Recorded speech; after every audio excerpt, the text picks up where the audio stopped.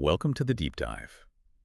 Today we're talking about something really significant, a major challenge facing healthcare everywhere, our aging population. And this shift, while it's putting huge pressure on healthcare systems, especially when you think about getting nursing staff where they need to be when they need to be there, Right. but maybe, just maybe, technology could offer a real lifeline here, a fundamental shift. Exactly. And that's our mission for this deep dive, really. We're going to unpack a pretty groundbreaking data-driven framework. Okay. What's so interesting is how it tackles this huge societal need head-on. It uses time series data analysis. Okay, what does that mean exactly, time series? Think of it like predicting tomorrow's weather based on years of past data, like temperatures, pressure, that sort of thing. Gotcha. And it combines that with machine learning, so the system actually learns and gets better at predicting what's needed over time. Right. To anticipate staffing needs and, optimize how resources are allocated in elderly care. It's about getting ahead, being predictive, not just reactive. So, if we boil that down, what could this kind of predictive power actually mean for the quality of care that, you or your family might get down the line? Well, yeah, the core issue is that the old ways of staffing, the traditional models, they often just don't keep up with how patients' needs change, sometimes minute by minute. Right, things are dynamic. Totally. And that leads to these frustrating times where you're either understaffed, which hits care quality hard and burns out staff, or you're overstaffed, which is just, inefficient and expensive. Yeah, I can imagine. Feeling swamped one minute, then maybe not needed the next. Exactly. So it brings up this big question. How do these places actually balance everything? Quality of care, staff happiness, regulations, the budget, all without really knowing what demand looks like. It's a tough puzzle, often solved after the fact. It's okay, so that's where this new solution comes in, right? This framework. Precisely. It pulls together multiple data streams, things that might seem separate. You've got detailed patient care needs, staff skills, their availability patterns, operational numbers. Lots of inputs. Yes.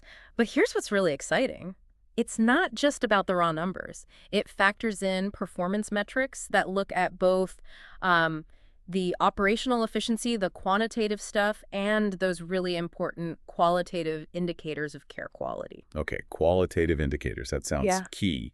What does that actually involve? How do you measure something like quality of care with data? That's a great point, and it's crucial. It means going way beyond just like patient-to-nurse ratios. Right. We're talking about factoring in things like how mobile residents are, specific medical needs, maybe complex wound care, or lots of medications, even behavioral patterns that suggest someone needs more eyes on them. Ah, okay.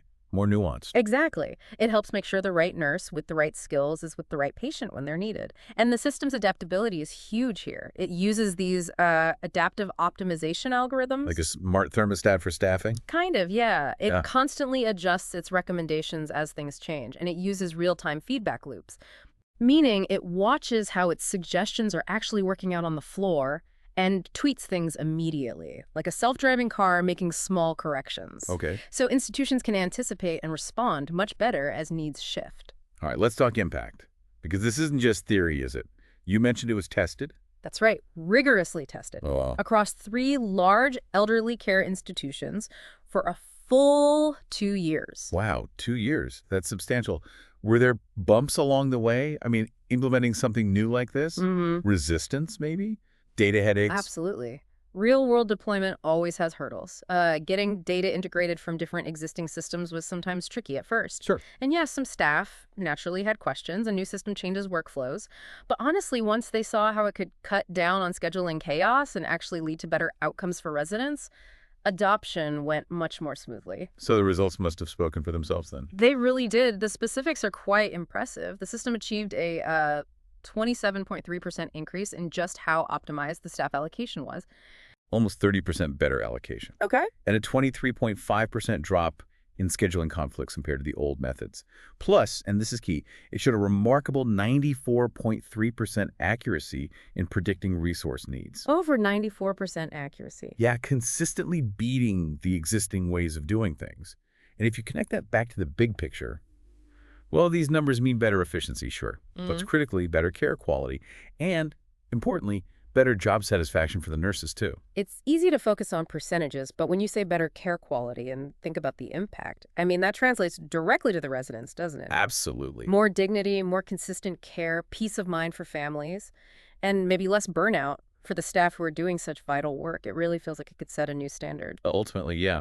This deep dive really shows the power, the potential of using data insights and these advanced analytics to, revolutionize critical areas like healthcare management. It makes all this knowledge truly actionable, leading to better care. So, thinking beyond elderly care, what stands out to we about how this kind of predictive optimization, that blend of efficiency and quality, could shake things up in other complex areas, maybe like logistics or schools or even emergency response? Definitely something to think about until our next deep dive.